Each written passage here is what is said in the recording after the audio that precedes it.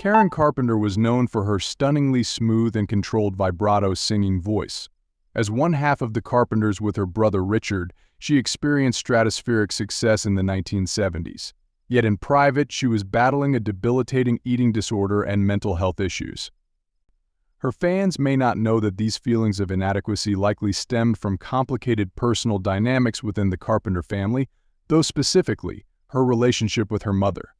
Suffering alone. Many fans may not know that Karen suffered from anorexia nervosa. This is defined by the Mayo Clinic as an eating disorder characterized by an abnormally low body weight, an intense fear of gaining weight, and a distorted perception of weight. In the 1970s, though, when she began to waste away in front of her family, friends, and fans, there was little societal understanding of the disease. No one in her orbit really knew what was happening to her or how to help. A struggle for control. The common theory is that anorexia stems from a sufferer's desire to exert some sort of control over their life. This certainly seemed to be the case for Karen, a woman who reportedly felt unloved by a mother who she believed favored her brother over her. Her agent, Sherwin Bash, told biographer Randy Schmidt, Karen had never had attention from Agnes before her mother doted exclusively on Richard. The cry for attention. Bash continued, the experts say that one of the things that seems to drive young girls to overdiet is that they were oftentimes the kids that never got attention. It's a way of getting the love from their family that they never got before. As sad as that sounds, there was a twisted logic to it. Karen's health problems worried her family into giving her the concern and consideration she felt she'd previously lacked, asking for help. Karen eventually turned to someone for help. She spoke to Cherry O'Ihiel, the daughter of singer Pat Boone, who had first-hand knowledge of anorexia herself. In 1983, after Karen had died, O'Ihiel spoke to People magazine about the singer's battle with anorexia, explaining, when you start denying yourself food and begin feeling you have control over a life that has been pretty much controlled for you, it's exhilarating. She told her friend to get away from LA and escape the pressures of the entertainment industry. Too much pressure for one person. O'Ihiel continued, the anorectic feels that while she may not be able to control anything else, she will, by God, control every morsel that goes in her mouth. O'Ihiel explained how she believed Karen had felt inadequate next to her genius brother, yet also knew he couldn't do their act alone. O'Ihiel theorized, I'm sure she felt she had to measure up, that the whole act kind of hinged on her. That's an awful lot of pressure for one individual. The little drummer girl. How did Karen's battle with anorexia begin? In truth, her struggles with her appearance and self-worth started way back in high school. She began playing the drums at only 15 years old, inspired by jazz musicians such as Buddy Rich and Joe Morello. At that time, female drummers weren't exactly the norm. Karen once admitted, when I took up drums, everybody looked at me funny, but I didn't really care. Pressure to be put front and center. Unfortunately, when she and Richard hit the big time, Karen found herself under pressure to step out from behind the drum kit. You see, her beautiful singing voice was seen as the real selling point of the band. This never sat well with Karen, who once said, I didn't start playing just to be a gimmick. I took pride knowing how to play my instrument. It hurt me that I had to be up front. The Stillman diet. During this period, Karen was thrust more and more into a limelight she felt uncomfortable with, and it wreaked havoc on a problem she had been battling since she was 17 years old. She had started the Stillman diet drinking 8 glasses of water per day and only eating lean foods not long after graduating high school. Over time, an obsession with weight loss began to grip her tightly, struggling on tour. In 1973, Karen admitted to struggling with knowing how to eat while on tour. She explained, when you're on the road, it's hard to eat. Period. On top of that, it's rough to eat well. We don't like to eat before a show because I can't stand singing with a full stomach. You never get to dinner until like midnight, and if you eat heavy, you're not going to sleep. And you're going to be a balloon. A damaging photo. It was this same year that Karen saw a photo taken at a Carpenter's Lake Tahoe concert and was horrified by her appearance. She believed it showed her to have a paunchy belly, so she immediately panicked and hired a personal trainer to help her lose weight. Video director Claire Barron believed it wasn't just this photo that did damage, though it was the men in Karen's industry too. It was different for women in the 70s. In 2023, Barron told British newspaper The Guardian, "I never thought of her as fat, but she had that complex. Now you can have a big ass and be a huge star, like Lizzo." But it was different for women in the 1970s. All the people handling Karen's career were men. I'm sure she got told you have a big ass by the wrong people many times, finding her own ways to lose weight. Unfortunately, Karen's plan to slim down with the personal trainer didn't work out at all. She wound up putting weight on in the form of muscle. This led to her turning to methods of losing weight on her own, including buying a hip cycle which she could bring on the road. This did work. She lost 20 pounds and most people in her life complimented how amazing she looked. Richard begins to worry. During this period, a lunch at a French bistro near the Carpenter's recording studio saw a seed of worry planted in Richard, though. He told his sister she was looking great, and she replied, "Well, I'm just going to get down to around 105. His response, 105. "You look great now," fell on deaf ears, and he couldn't help beginning to wonder whether Karen's dieting was getting out of control. Pretending to eat. Over the next few years, Karen would become an expert in finding ways not to eat. She would push her food around the plate to make it seem like she was consuming it, and would constantly offer people food off her plate, saying it was so delicious she wanted them to taste it. She may have thought she was fooling people, but that wasn't the case. Everybody in her life noticed, seeing the shocking reality. When her weight plummeted to a skeletal 90 pounds, Karen layered her clothing to try to disguise it. Family friend Evelyn Wallace saw her sunbathing in the Carpenter family home's back garden one afternoon, though, and revealed, "I happened to go out to the kitchen for something and I saw her out there. She just had on her little bathing suit shorts. You couldn't tell whether it was a girl or a boy." The public begins to notice. It wound up becoming impossible to hide the dramatic weight loss from the public, too. When the Carpenters played shows, she insisted on wearing strapless or backless gowns, which put an unforgiving spotlight on her gaunt body. At the time, a particularly honest or cruel, depending on how you look at it, Variety magazine reviewer wrote, "She is terribly thin, almost a wraith, and should be gowned more becomingly." A fundamental misunderstanding of the problem. This comment speaks to the issue which hung over all talk of Karen at the time. Nobody truly understood her condition. John Bettis, a Carpenter's band member, told Schmidt, "Anorexia nervosa was so new that I didn't even know how to pronounce it until 1980. From the outside, the solution looks so simple. All a person has to do is eat. So we were constantly trying to shove food at Karen. Somebody's got to do something." Rebecca Segal, the Carpenters' tour manager, told The Guardian, "There were a few times on the road that I would look at her and think, somebody's got to do something. I did say to one person, somebody should be aware that she's not eating, but not much was known about anorexia then. And people didn't understand the kind of slippery slope she was on. This is a family matter." According to Bash, though, he was honest with Karen, but he felt hamstrung by the Carpenter family when it came to truly addressing the issue. He told Schmidt, "There was every attempt to get her to seek professional help, but I believe her family was the kind of family where the mother would say, 'We can take care of ourselves. We don't need to have someone help. This is a family matter.'" Physical and nervous exhaustion. By 1975, Karen was utterly drained, both physically and mentally. After somehow getting through a sequence of Las Vegas concerts, she realized enough was enough and checked herself into hospital. At the time, Cedars-Sinai Medical Center's Dr. Robert Coblin told the media she is suffering a severe case of physical and nervous exhaustion.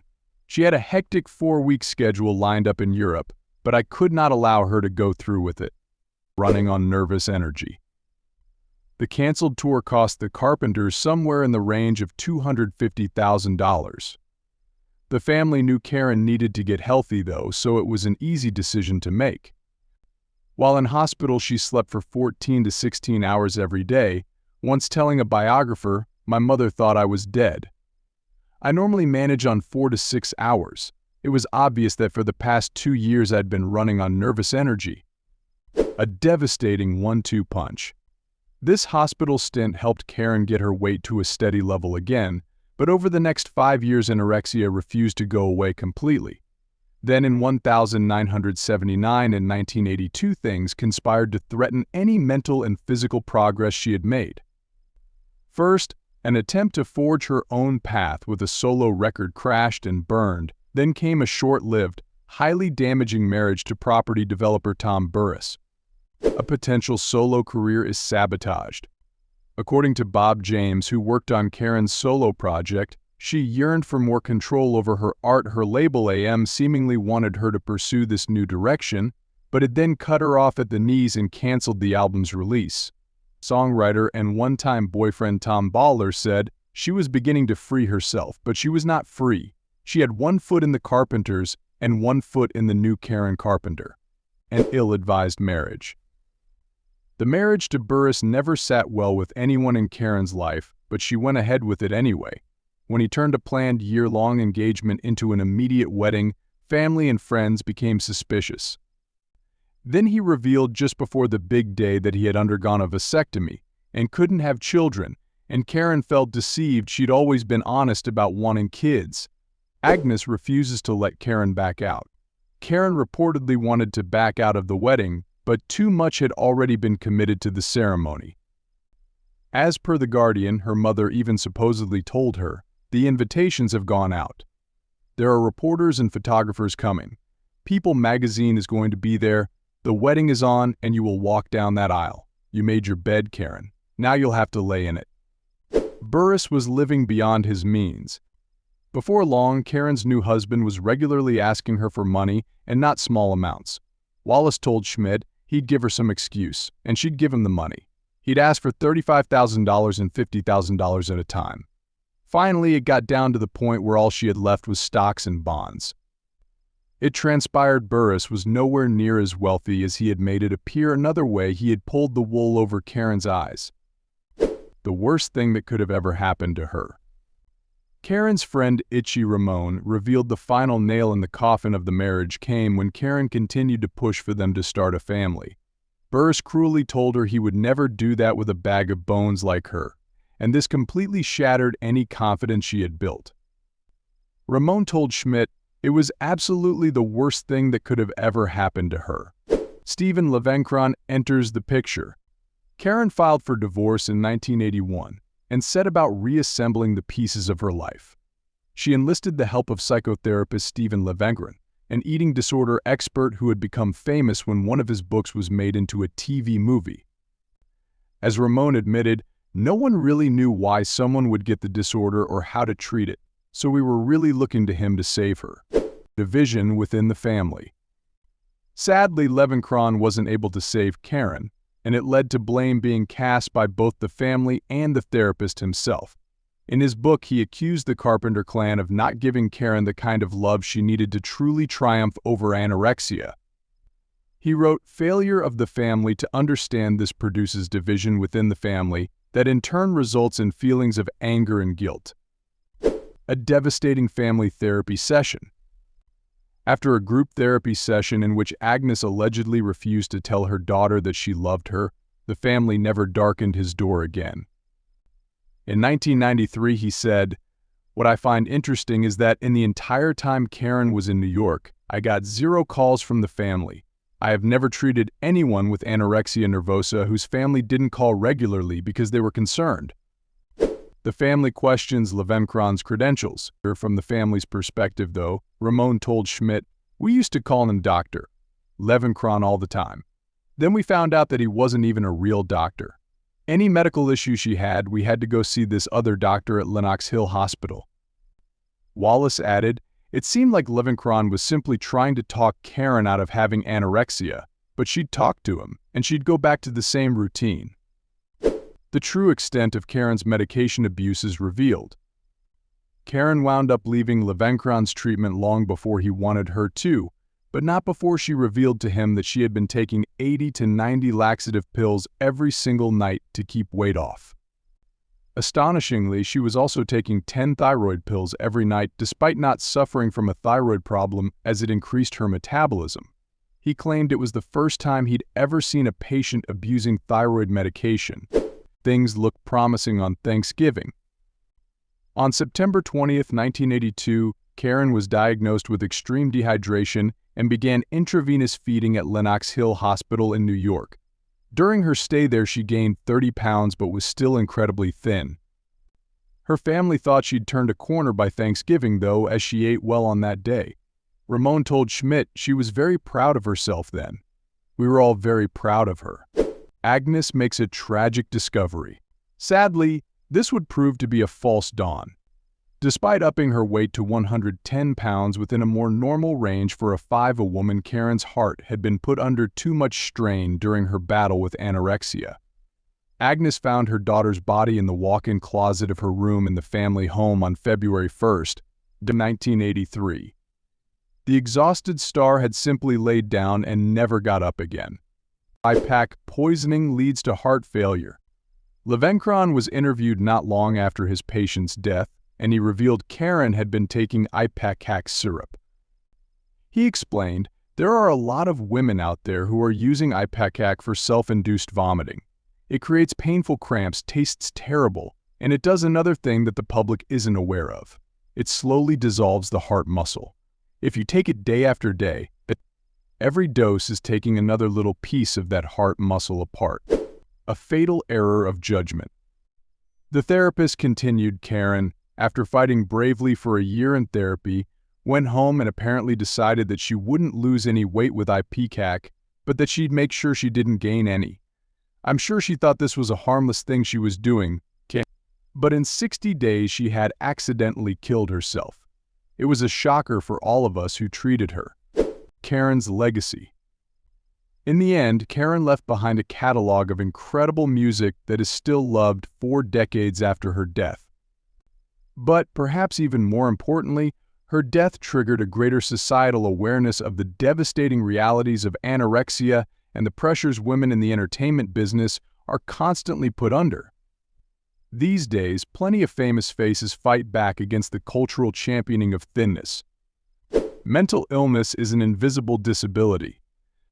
During a discussion of Karen's legacy, Sky's Rebecca Segal told The Guardian that we can even talk about these things is wonderful, but there is still stigma and still more work to be done.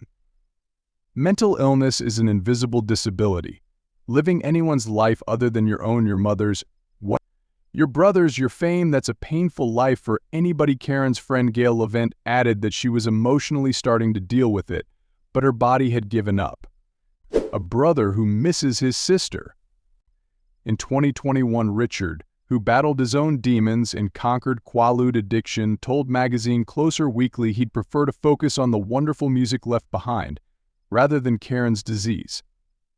He said Karen was silenced way too soon. She'd be 71 now, and I'm certain she'd be absolutely fabulous. We would have had hundreds of recordings we'd already done, and we'd still be making more.